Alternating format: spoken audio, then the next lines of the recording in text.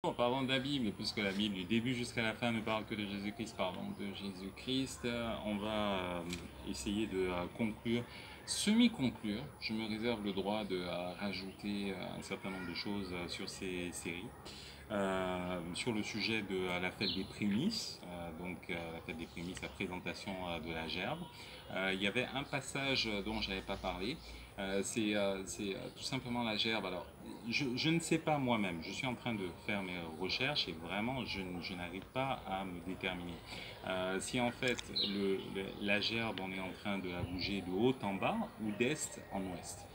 Parce qu'en fait, de haut en bas, ça aurait une bonne explication. C'est Jésus-Christ qui s'est levé, qui est ressuscité des morts.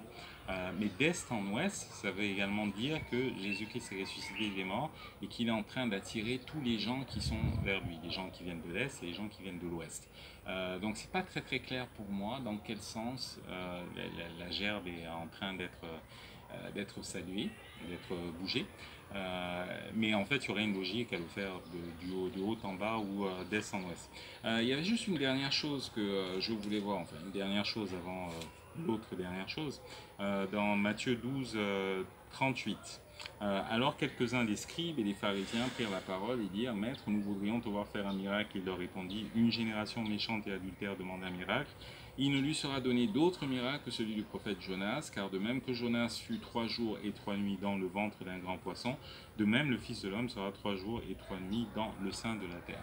Donc ce qui donne l'impression qu'en fait il y avait 72 heures entre le moment où Jésus-Christ a été crucifié et enfin le moment où il a été mis en terre et le moment où il est ressuscité. Donc on a l'impression par nos standards et par notre compréhension actuelle que Jésus-Christ est en train de parler de 72 heures littérales. Alors, est-ce que c'est bien le cas? Parce que s'il est mort le vendredi et qu'il est ressuscité le dimanche, il n'y a absolument aucun moyen pour qu'il ait passé 72 heures dans la terre. Alors, il y a d'autres passages, il y en a au moins 20 qui font référence justement au troisième jour. Je vous lis juste, je vous donne juste la référence que vous pourrez aller voir vous-même et puis juste ce dont il est question. Matthieu 16, 21, qu'il ressuscita le troisième jour. Matthieu 17, 23, et le troisième jour il ressuscitera. Matthieu 20, 19, et le troisième jour il ressuscitera. Matthieu 26, 61, détruire ce temple et le rebâtir en 3 jours. Matthieu 27, 40, toi qui détruis le temple et le rebâtis en 3 jours. Matthieu 27, 64, jusqu'au troisième jour. Marc 9, 31, 3 jours après. Marc 10, verset 34, 3 jours après. Marc 14, verset 58, en 3 jours. Marc 15, verset 29, en 3 jours. Luc 9, verset 22, qu'il ressuscita le troisième jour. Luc 13, verset 32, aujourd'hui et demain est le troisième jour. Luc 18, le verset 33, le troisième jour il ressuscitera. Luc 24, le verset 7, et qu'il ressuscite le troisième jour. Luc 24, le verset 21, et voici le troisième jour que ces choses se sont produites. Luc 24, le verset 48, et qu'il ressusciterait des morts le troisième jour. Jean 2, 19, détruisez ce temple et je le rebâtirai en 3 jours. Jean 2, 20 parle exactement de la même chose. Acte 10, verset 40, Dieu l'a ressuscité le troisième jour. 1 Corinthiens 15, verset 4, qu'il a été enseveli et qu'il est ressuscité le troisième jour. Donc on a énormément de passages qui sont en train de parler du troisième jour, de la résurrection du troisième jour. Et finalement, contrairement à ce qu'on peut croire, statistiquement, on se rend compte que les 3 jours et les 3 nuits ne sont qu'en fait une exception. Si finalement on devrait pencher vers une opinion, ce serait beaucoup plus vers les 20 autres références plutôt que vers la seule référence où il est en train de parler de 72 jours. Et ce qui est toujours un problème de traduction, c'est toujours un tout petit peu compliqué de traduire certains concepts dans une langue. Surtout que là, on est en train de parler d'un idiome. Alors, c'est quoi un idiome?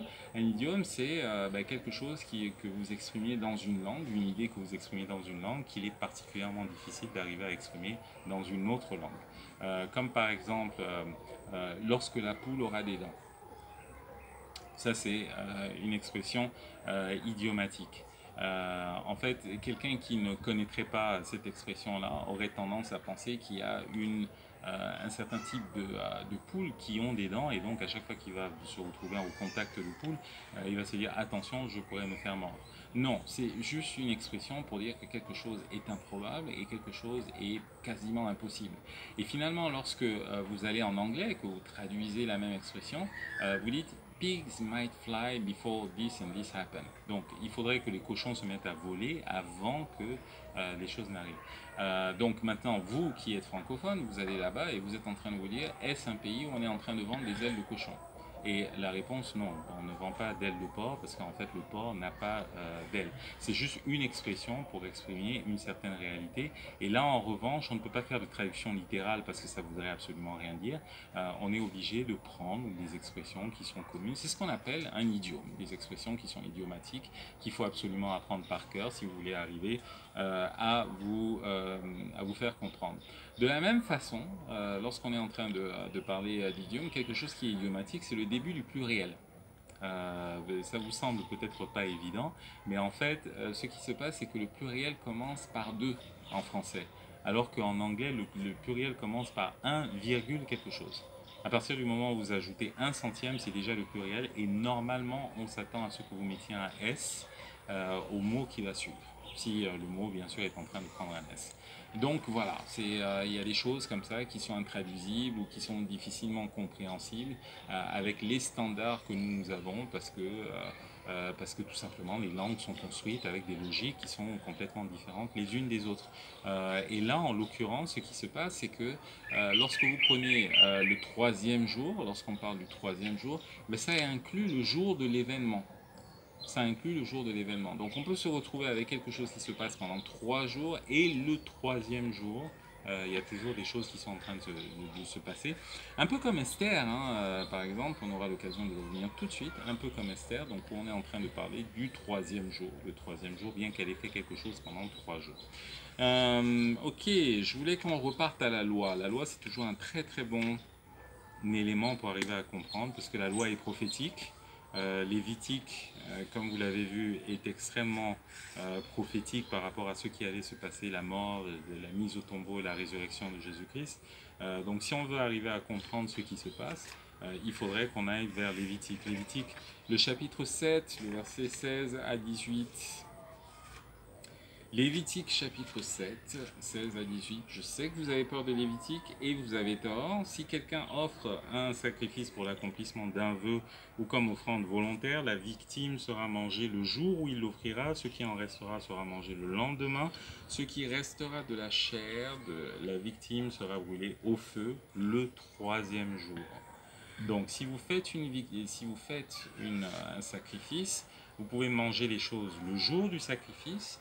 Vous pouvez manger les choses le lendemain du sacrifice et le troisième jour, le sacrifice est considéré comme corrompu et à ce moment-là, vous ne pouvez plus le manger. Donc il y a un passage dans la Bible qui justement est en train de dire Dieu ne permettra pas que mon corps connaisse la corruption parce que si on va au-delà du troisième jour, à ce moment-là, le sacrifice n'est plus acceptable. Ok, ça c'est très très important. Pourquoi le troisième jour? Parce qu'en fait, chez les Hébreux, on était en train de compter le jour où l'événement a eu lieu. D'accord, donc nous, de notre point de vue occidental, gréco-romain, tout ce que vous voulez, on est toujours en train de se dire un jour c'est 24 heures. Or, ce qui se passe, c'est que lorsqu'on est en train de dire 3 jours après cet événement, on inclut l'événement. Ça, c'est comme ça que les Hébreux fonctionnent. Ok, donc là par exemple, le troisième jour, le premier jour ça va être le jour où le sacrifice a été fait, le deuxième jour ça va être le jour qui suit le sacrifice, et le troisième jour sera le jour où en fait, et qui suivra le deuxième jour. Le troisième jour suit toujours le deuxième jour, n'est-ce pas? Donc on est bien d'accord sur ça. Un autre passage, Lévitique 19, 5, 7, 5, 6, exactement dans la même veine. 19, 5, 6. Quand vous offrirez à l'Éternel un sacrifice d'action de grâce, vous l'offrirez en sorte qu'il soit agréé. La victime sera mangée le jour où vous le sacrifierez ou le lendemain, et ce qui restera jusqu'au troisième jour sera brûlé au feu. Donc on est bien d'accord, le premier jour, c'est le jour où le sacrifice est fait. Le deuxième jour, c'est le lendemain. Et le troisième jour, le sacrifice n'est plus acceptable. Vous ne pourrez plus manger de ce sacrifice. Vous devez vous en débarrasser. Donc de la même façon, Jésus-Christ a été ressuscité le troisième jour, tout simplement parce qu'il est en train de suivre les lois du sacrifice. Quand on est en train de dire que Jésus-Christ, que toute la Bible ne parle que de Jésus-Christ, Lévitique par exemple, qui est en train de décrire le sacrifice en question, nous dit que la résurrection doit se produire le troisième jour. Elle ne peut pas se produire plus tard. D'accord? Donc s'il est sacrifié le vendredi et que la résurrection a lieu le lundi, c'est pas acceptable. Le sacrifice n'est pas acceptable devant Dieu. Donc il faut absolument que la résurrection ait lieu le dimanche. Donc Jésus-Christ est bien en train de suivre la loi. On va juste terminer avec deux passages. Le passage en Esther. Toute la Bible ne parle que de Jésus-Christ.